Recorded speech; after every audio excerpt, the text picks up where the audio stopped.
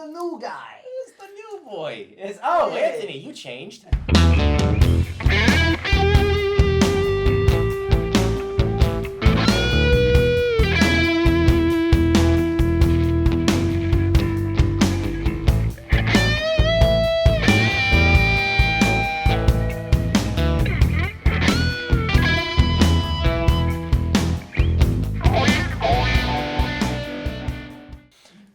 Hello, and welcome back to the Meek Knight of the Lily. We're your hosts again, Chris, Ben, Wiley, and new guy, another host. I'm the new guy. So Anthony today is actually busy elsewhere, but one of our other hosts is here, Caleb. No, he's actually making faces. He's behind the camera, but he can't say anything. He's invisible. So yes, we have our new host. What's your name? My name is Caleb Shields.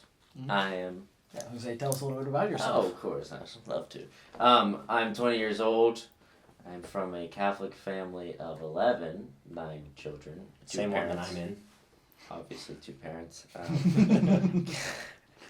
Growing up, I've been very involved with just different ministries in the parish, such as Fraternus, Home of the Mother, and I just love doing a lot of guide things, like exploring the great outdoors, being outside. I like photography, like making movies, and surfing.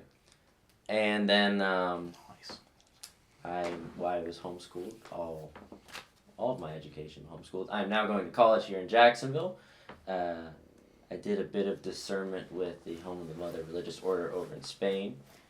And now I am working on my school in college and trying to evangelize through the media, through podcasts and YouTube channel called Frontline with the Divine. Nice. Bene. It's a great channel. You should check it out. Yes. Mm-hmm. Nice. Well, thank you for introducing yourself, Caleb. I feel as if I've known you forever, or at least your whole life. Yeah. So yeah, yeah. Yeah.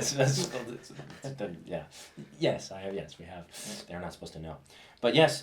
So, to get started today, we're going to be talking about what it means to be a virtuous man. So, Wiley, would you like to kick us off? I would love to. And I think one of the important places to start with this is specifically what is virtue. Because in order to understand how to be a virtuous man or a man who practices and lives out virtue, you really need to know what virtue is.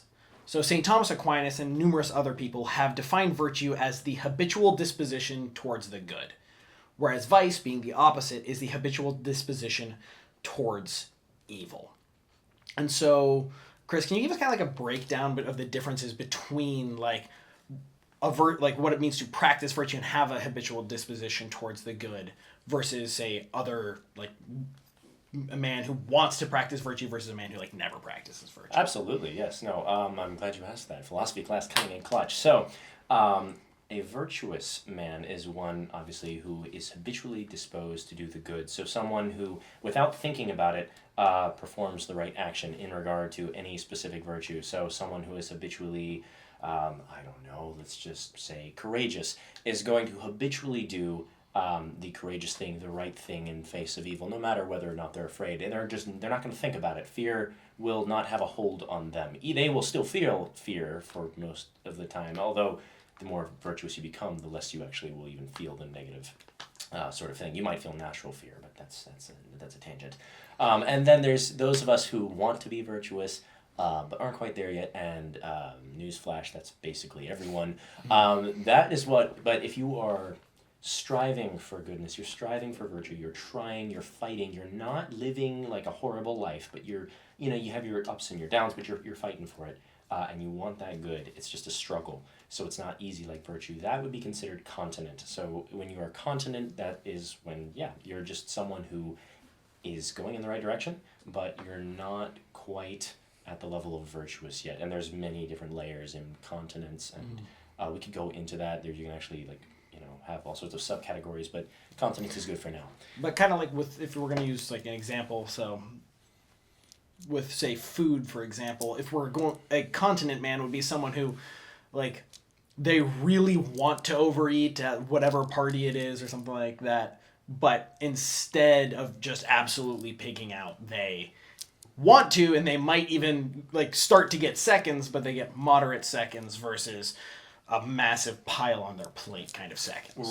Right. Someone who, they makes the right decision, but it's not easy. It's very hard. And maybe they don't make the perfect decision, but they're trying. They're making the right decision, but it's hard. So most of us.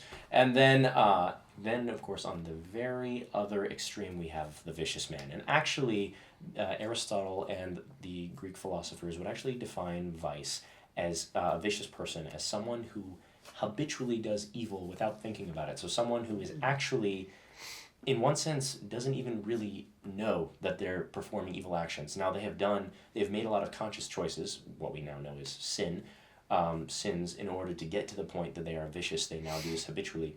But now they're almost ignorant of their own evil, because at this point, this is just what they do. It's like, oh, food, I'm going to go ahead and pig out. And they eat way too much. But it's like, they don't really give it a second thought. They don't realize this is sinful. They don't realize it's bad.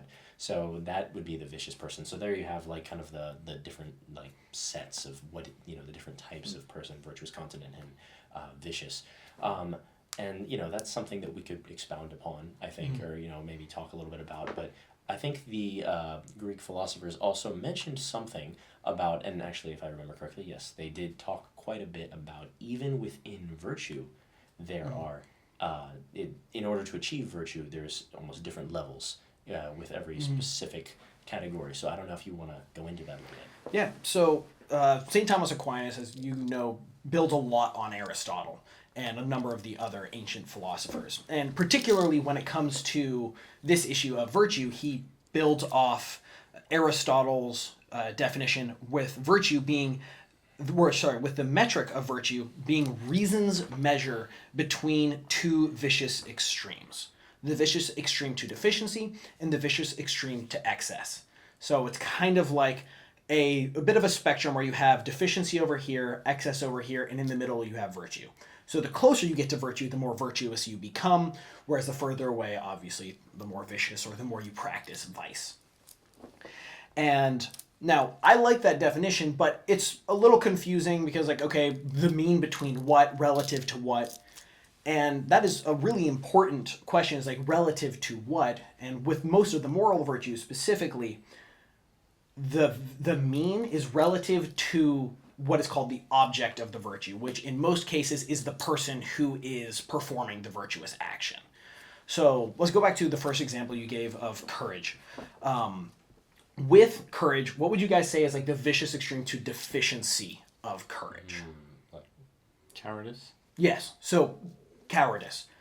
Or to like kind of put it in an example context, let's deal with a soldier on the battlefield. A coward is one who leaves the men behind and runs away.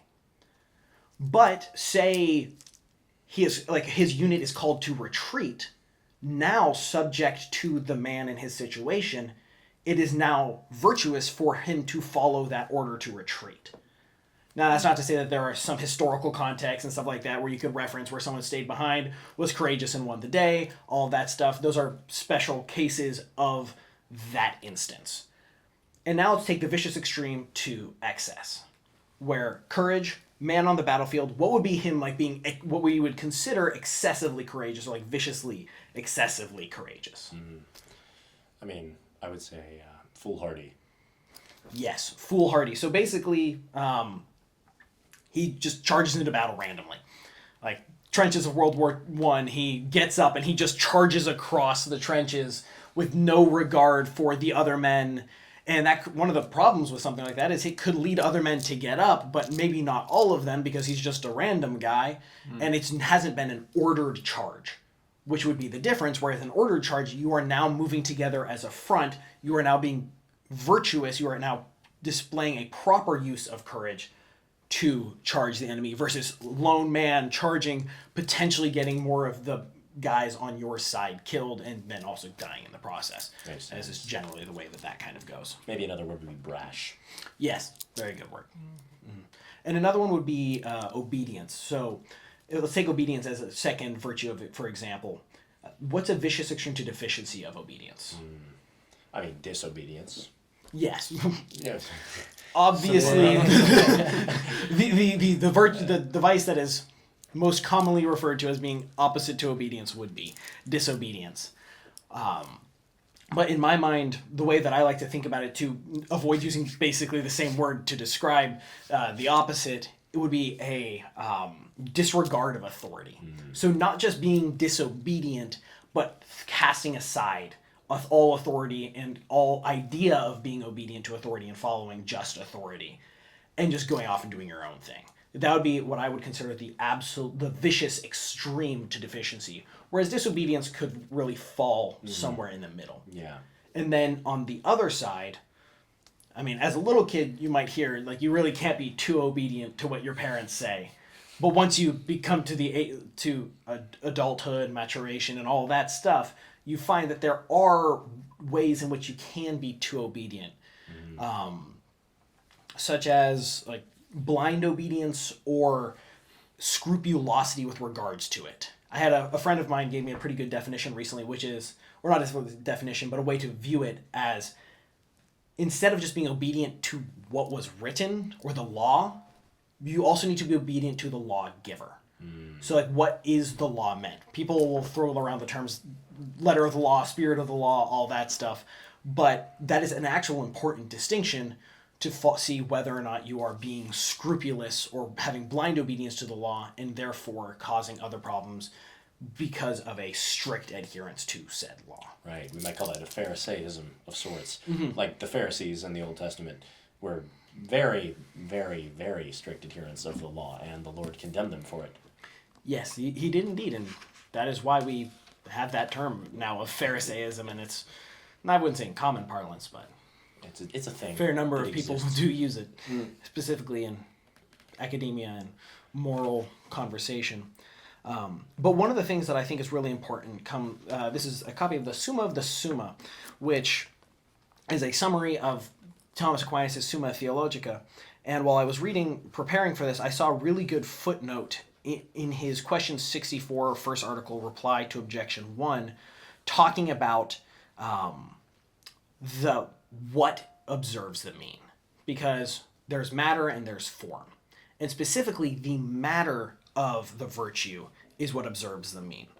So Aquinas talks about how passions or feelings and operations, actions, are virtues matter, or the raw material that is shaped, formed, and directed by reason, which provides the form. So to use an example, virtues matter is like the keys on a piano, and the form is like sheet music. With some piece like Mozart, Beethoven, or something like that, you can't really follow the sheet music too much, but you can not play the right notes, and therefore mess up the matter, or the way in which you are playing it, what you are playing, whereas how you follow it in the terms of the form, you cannot have too much. But the matter, your passions and actions are what observe that mean subject to the person. And now there's a couple of exceptions to the person being the object of the virtue, which I'm not really going to get into, but I'm just going to mention that justice, it's the relation between the person and the people who are affected by the actions. That's why, it's kind of one of the defining characteristics of justice. And then also the theological virtues, faith, hope, and charity. Their proper object is God. You can view them in a light where their object has to do with man, but their proper object is God. But we're not going to get into that distinction, because that would be a whole thing. TED Talk or full lectures at some sort of university, I'm sure. Or another podcast. But the importance of virtue, is because it ties back to masculinity. And we're talking about what it means to be a virtuous man. So I wanted to do a brief etymology of virtue. So virtue originally comes from the Greek arete, which means like character, excellence, or excellence in being. Pardon my pronunciation, I've never taken Greek. So I don't know how to pronounce all of these Greek words necessarily.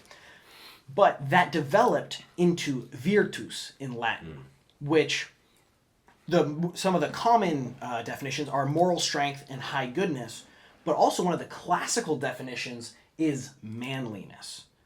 So what it means to be a man, which, if you look at it, virtus, the root of that vir means man. So at the heart of being a man is virtue. At the heart of virtue is being a man in this classical context, which has since expounded to include not just men, but also all of mankind.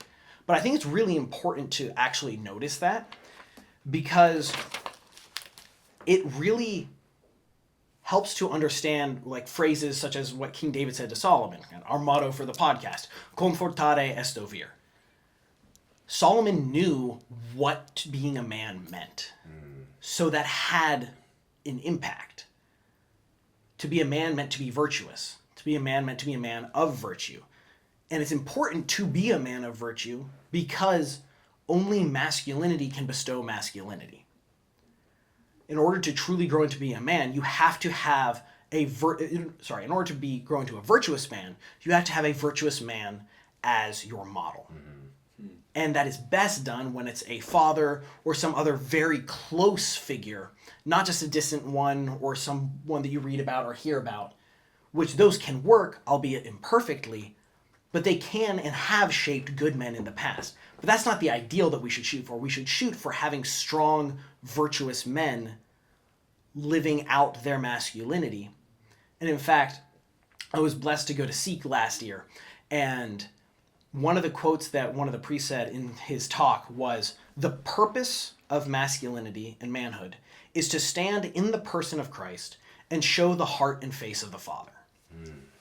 So by being a man authentically and truly, we are showing forth God's face to those around us, and thereby showing young men and boys how to grow into men to be true good fathers in the form of God the Father, in the mold of God the Father. I love the analogy or the example, like what it is. It's the idea of virtue being, we're growing into a virtuous man by following the example of our Father, because our Father is showing us God himself.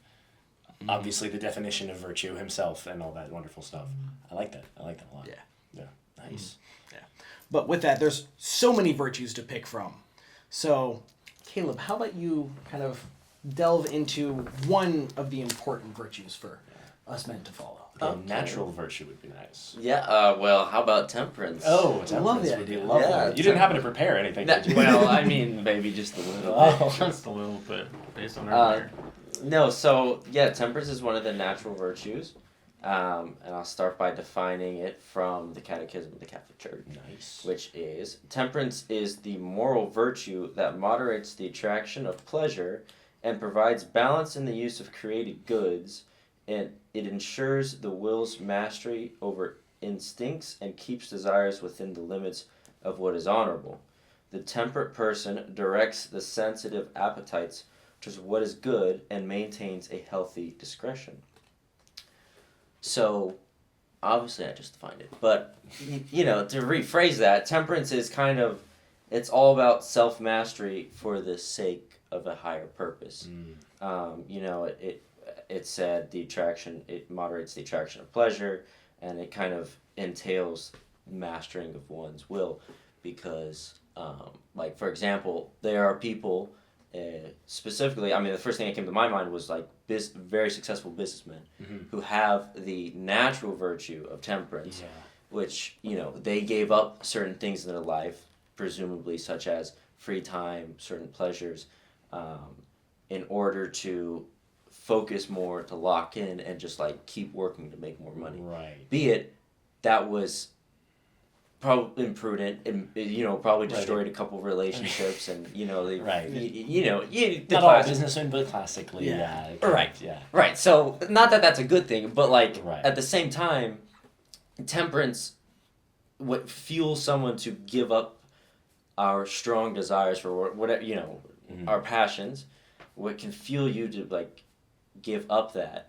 is the higher purpose. So obviously, when it comes to guys like ourselves, and hopefully the people watching, is we see the higher purpose, which is getting to heaven. Right. Because that is what we were made for, to know, love, and serve God, and to be with Him in the next life. So that being said, St. Thomas Aquinas, not St. Thomas Aquinas, St. Augustine, I'm sorry, says, "Do not love your life here, should you lose it hereafter." Oh, I like that. Kind of like what Jesus says in Scripture, what profits a man to gain the whole world yet lose his soul. Yes. Yes, exactly. So, obviously, our higher purpose is to get to heaven. So, what would temperance, practically speaking, what would temperance look like? I was talking with Anthony, and we were discussing how a lot of times temperance, the moments that you need temperance, kind of surprise you. Be it, I mean, one thing could be perhaps you're on the internet Yeah. and you're like, there's just some websites that feel like they could lead to another bad website. You know what I mean? Yeah, especially for men. Especially for men.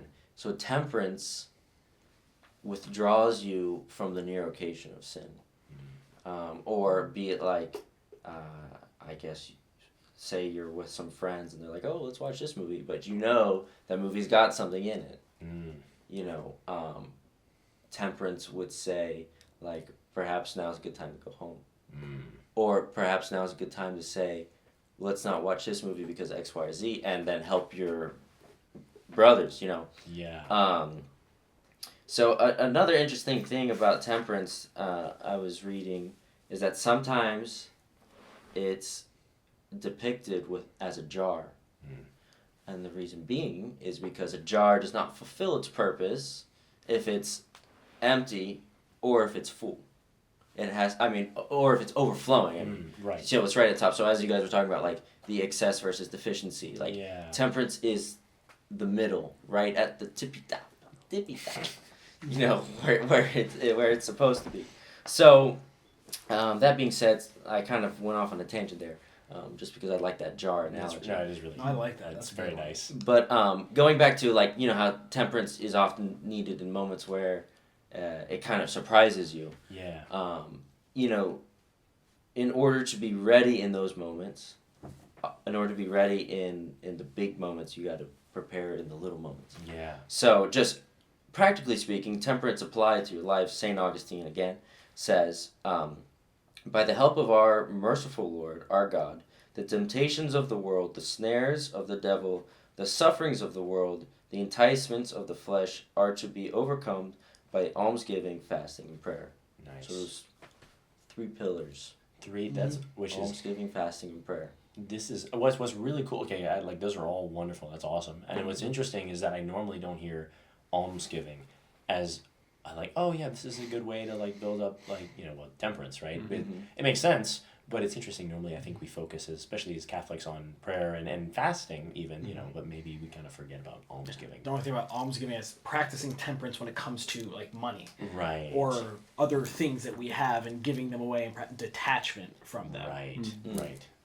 Thank you very much, Caleb. That was very good. And one more thing, Oh, actually. please. Yes, Nice. also talking to Anthony, very smart lad. Oh wow.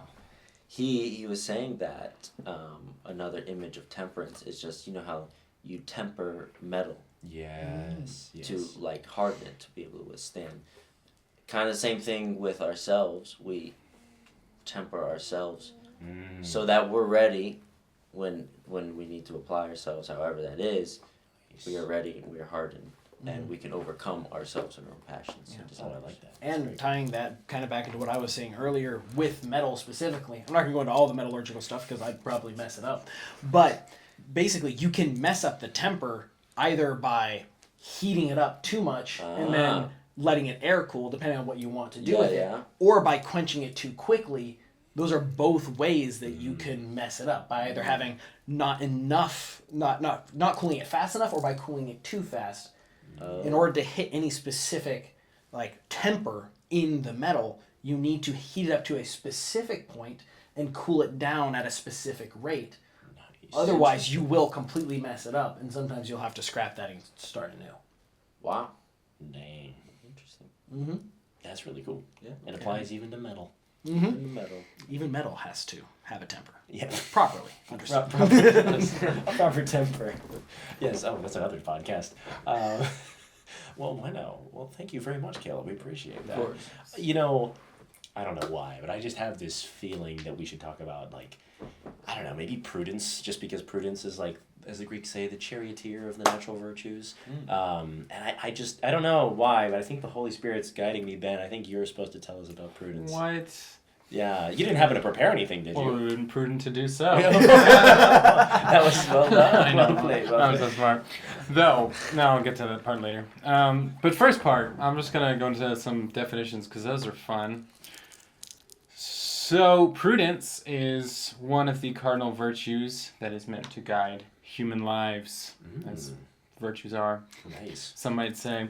Now, I don't speak any language but English, so bear with me. The term cardinal comes from the Latin word cardinalis. I don't know words. I think Look it that's up. something like that. Okay. Which means to hinge. So all of virtue and a faith-driven life hinges on these 4 cardinal virtues: temperance, prudence, justice, and fortitude. So yeah, there's that. I guess I'm talking to you, not the camera, whatever. I keep getting distracted. And then prudence itself, not just the term cardinal, comes from the Latin word prudential, maybe, which means to foresee or to sagacity. I don't know.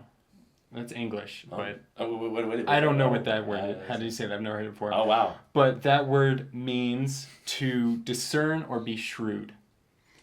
So, based on those 2 words, prudence basically means to foresee things and then make wise decisions based on that.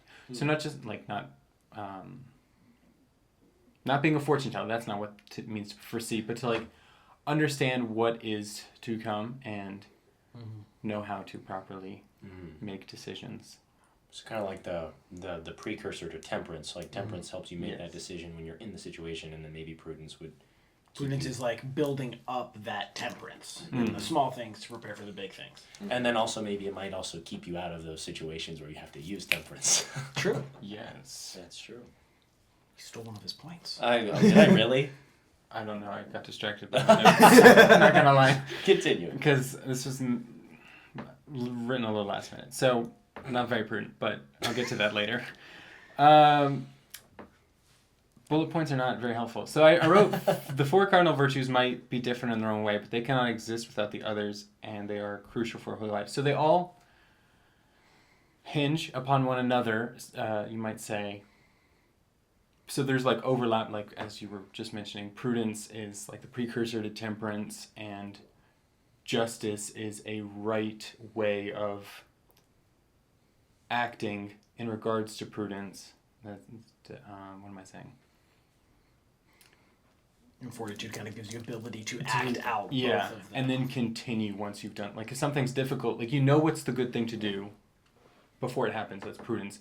And then sticking it out and having the will to do it in the first place is where fortitude comes into play. Nice. So they all hinge on each other. Yeah. And there's a verse in the Bible, which I will now read, and this comes from the book of Wisdom. And I know generally this podcast is meant for young Catholic men, but if there are any Protestants out there or other Christian denominations, whatever, Wisdom is from one of the books. I think 7 books, what is called the Apocrypha, or there's 7 books that are not in the Protestant Bibles generally, but are in the Catholic Bible. My favorite of the books that are not in the Protestant Bible, personally, just the way it's written. Solomon has a way with words. But that's besides the point. I'm just going to get to the reading. So the verse, chapter 8 of Wisdom, verse 7, says, "She teacheth temperance and prudence and justice and fortitude, which are things as men can have nothing more profitable." So basically, virtues are important. You kind of need that to have a holy life. Dang. So, again, bullet points, so not great information on this. When researching prudence, it said that it was an intellectual virtue versus a moral virtue. Temperance is a moral virtue, but prudence is an intellectual virtue. So it's how you order your mind and how you can prepare ahead of time with your intellect. So yeah, information. And now a brief word from one of our partners, Frontline with the Divine. What's up, everybody? I'm Caleb Shields, and I'm here to tell you a little bit about Frontline with the Divine. Frontline with the Divine is a Catholic YouTube channel that me and my friend Ashton Carney started. We cover various topics, various Catholic topics, ranging from anything like spiritual warfare, Mary, the Mother of God, and our Mother, or the sacraments. And we do this by presenting you the facts through scripture, the catechism, and quotes from the saints. And then we have a little bit of visual imagery that correlates to whatever it is that we're talking about. And we do this by giving you a skit, and skits can be anything from super funny to super serious and anything in the middle. So if you're looking for an informative Catholic video or just a good laugh, check out the link in the description below, or go to YouTube and search Frontline with the Divine. And now back to Meek Knight. Okay, so now for the last little bit I wanted to talk about more concrete examples of what good prudence and what an example of being prudent is versus being imprudent, or like I'll go with imprudent, I'll try and hit to both excess and deficiency, but I feel like excess is less common, but I'll just get into it. So an example of prudence is, no wait, I only have two imprudence. Oh wait, planning ahead, that's an example of prudence. Like, I guess they're only, whatever. I did not think that through, apparently. So an example of not being prudent then is you get your paycheck and you blow it on like the first day, and now you have no money to pay rent or buy groceries or live your life. So that's an example of imprudence. Prudence then on around that scenario would be to save your money, invest if you can do that prudently.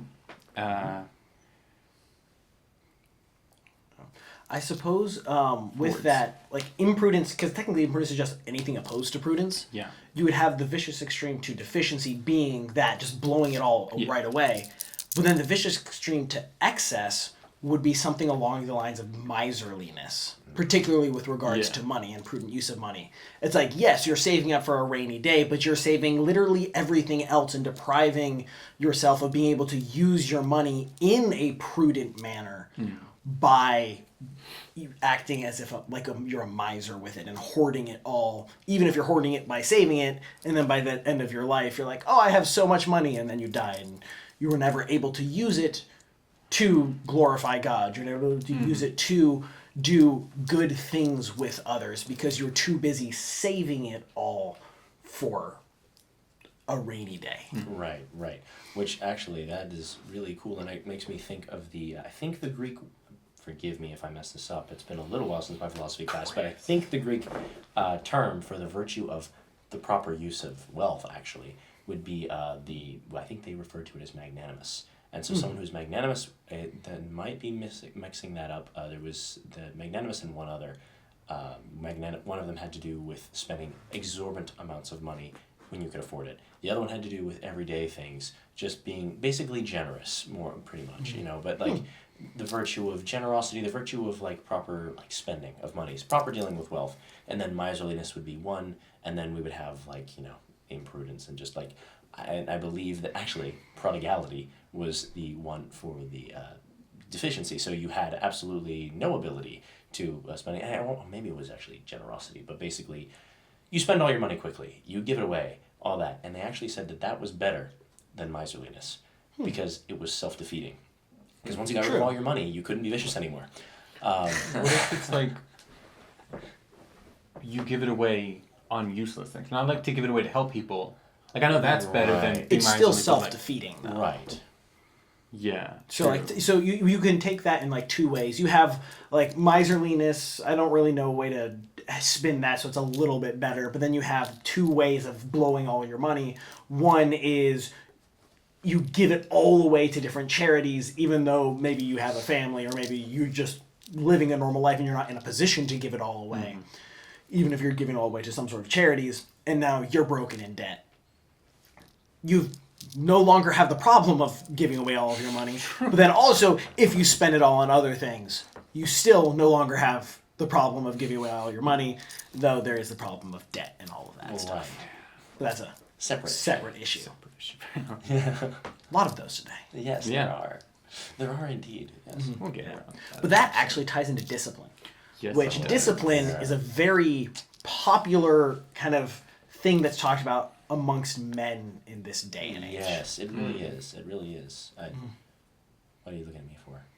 I'm just kidding. Have you been prudent in your preparations? Let's pray so. I think so, to the best of my ability. Yes. And you'll have to forgive me. I am looking at it on my phone. Let's just say Google Docs. I did not have the prudence to write it in a book ahead of time. Yes. Okay. So mea culpa, mea maxima culpa, etc., etc. Indubitably so. Yes. But I did a little prayer on what it means to be disciplined, and I also, of course, consulted authority. So those who have much more knowledge than I. But in prayer, before the Lord, one thing, and I think this specifically applies to discipline as a virtue, and it's not really something that we talk about as much as a virtue per se. It's not very commonly thought of as one of. It's not like one of the cardinal virtues, although it very, very, very, very, very closely relates to temperance and even prudence. So discipline, and one way we could probably describe it as, is the strength or fortitude which we develop by practicing virtuous actions. It helps us to persevere and grow in virtuous habits. So once again, it's kind of a combination. It's fortitude. It's like practiced fortitude, practiced temperance, practiced all those things. So it you probably could use it to refer to different aspects of virtue. But that's one way of using it to refer to it as a virtue or a form of virtue. Now, I was doing a little digging, looking for someone who could talk about discipline specifically, because it turns out that most people just go and they talk about temperance or they talk about prudence, and that's in the catechism, but discipline doesn't really have as much on it. However, I did find a Father James V. Shaw, who a Jesuit, and I believe he was giving this talk in the, I want to say the 70s or something to this. Anyways, it was a very, some people may have opinions about the specific or religious order of the Jesuits. I don't know.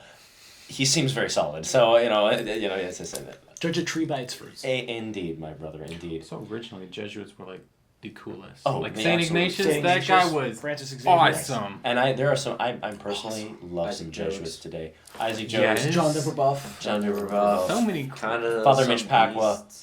Yeah. Not a canonized saint, but he's awesome. And many other great Jesuits like that. So, anyways, seems awesome. I like this Father James Shaw. One thing, he has a very heady way of speaking, but I kind of was distilling it a little bit. I'll read the heady part and then maybe give a distillation. Look forward to it. One thing he says was, clearly the notion of discipline, especially disciplining one's own self, has to do with the systematic process by which we acquire knowledge or virtue or art. So with that, he's talking about discipline has to do with the way that we attain a good thing or a habit or a skill set. So he then goes on to say, discipline means instruction, especially organized instruction. When we add the notion of self to this instruction, we are indicating that we are ourselves objects of our own virtue, our own rule, our own need to instruct ourselves. Self-discipline, the rule over all of our given passions, fears, dreams, and thoughts. So self-discipline is that. So one way we could break that down would probably be something to the effect of, when we discipline ourselves, we're teaching ourselves the proper way to behave in order to gain the good we want. Another thing is with self-discipline is our own rule over our passions and our dreams and our fears. So that kind of gives you a sense of what he would say discipline is, the way we could define discipline in general. Now, he would say that the purpose of self-discipline, in the best sense, is not ourselves. That probably sounds strange. The classical writers, I think, used to relate self-discipline to liberty. The person who was most free was the one who had the most control over himself. The person who was most unfree was the one who was ruled by pleasures, money, or power. Self-discipline does not, however, solve the question of what is knowledge or truth.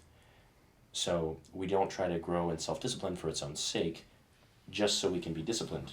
Discipline exists as a virtue in order to help us achieve a good goal, something we want to achieve, a good. So once again, it's very similar in many ways to temperance. Yeah. So there's a lot of other wonderful things that he says. I don't necessarily want to read everything. I mean, it could take a while. But one thing that I did write down, and I'll just say this because it was a summary, was, in summary, becoming disciplined is not something we do for its own sake. We become disciplined so that we can have control over ourselves and our passions, so that we can gain good virtues, habits, and have the freedom to pursue higher goals, like gaining knowledge of God and growing in love for Him by prayer and charitable actions. So that, we could say, would be the overall point of discipline. And then self-discipline would exist to give us the focus and the strengths to fight the distractions, to pay attention to the things that God wants to teach us through His church.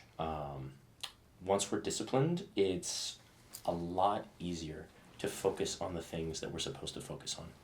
It's much easier to learn the things that we're supposed to learn, the good teachings of the church, or even just to learn anything, because we've built the habit of doing this. Mm-hmm. We've built the habit of practicing this, right? Mm-hmm. Of learning. So once again, it ties in very much with temperance and prudence, but it's kind of an applied version of it and we could say to men specifically. Mm-hmm. Yeah.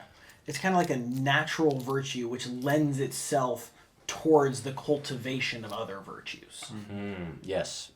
Yeah, I would say that's a good definition. And I think that's one of the things that I was maybe kind of expressed in the beginning, but what I was thinking about during prayer was, that it's good. It's good. Very, very good natural virtue to build up other virtues. I don't think the Greeks, per se, talk about it specifically as its own virtue. Yeah. I don't know if Holy Mother Church, I haven't seen anything as much going into it in detail, but I think it would be properly defined as that. So, because like in the modern world, a lot of the times that we think of discipline is purely when it comes to physical training. Yes. Like you see guys who are like they're able to work and go to the gym a ton, and people are like they're super disciplined. Right. And yes, they're super disciplined in that area, but perhaps there are other areas that they're laxer in, and that can lend itself towards like a hyper focus on that would be a deficiency to excess. Right. Because an extreme to excess. Yes. And that would be the cause of the perversion of that virtue of discipline. Whereas the classic case of someone who, what we usually think of someone who is undisciplined, or is the extreme to deficiency of someone who lacks discipline entirely. Right. Versus someone who has taken discipline and gone too far with it because they only apply it to that particular circumstance. Right. Kind of like how St. Paul, I can't remember where in Timothy he talks about it, but in one of his letters to Timothy, he talks about training in like physical training versus training in godliness. And he says that while physical training is of some avail, training in godliness is always of avail. So train yourself in godliness. He's not saying don't do physical training, right, but saying don't sacrifice training yourself in your faith, in your relationship with God, and really focusing your discipline there. Don't sacrifice that for physical training. And I think that's a very good point too, because it can be very easy as men to focus on, the discipline that a businessman has. For example, if we were to call what he has even, maybe not that specifically as discipline, but maybe he has the discipline to be temperate, to temper his passions, right? He has the discipline. He uses discipline to work up and build a habit of like tempering his passions, so that he can avoid buying that brand new boat, so he can make more money and yada yada yada. But goes into a vicious extreme where the discipline of someone who likes to work out. Very real discipline, very awesome. I love working out. I think we all have enjoyed our own working out. And I think it's wonderful, but I like what you said there, that you can't sacrifice a relationship with God, your time with the Lord, for like that or for anything else. I think that can be very easy for men to do. I mean, I could be wrong about that, but it does seem that way. Very much so. Yeah. But, guys, do you guys have any other thoughts or anything like that? No? Discipline, prudence, temperance? Anything? No? Okay. Well, I mean, I think that was that was good. So, well, thank you guys for, talking about this and discussing this. Welcome, Caleb, to the Meek Knight of the Lily podcast. You did lovely. It was really, really quite nice. And also thank you, Anthony, our cameraman, very much. We appreciate you very much. So, yes. Thank you all so much for joining us this time. Hopefully our next episode will be out once again in about a month or so. And we'll be talking about more awesome topics in relation to St. Joseph and Meek Knight of the Lily. And with that, shall we close with our motto? Indeed. All right. Well, Remember, Confortare comportare est est ovir. Adios. See ya.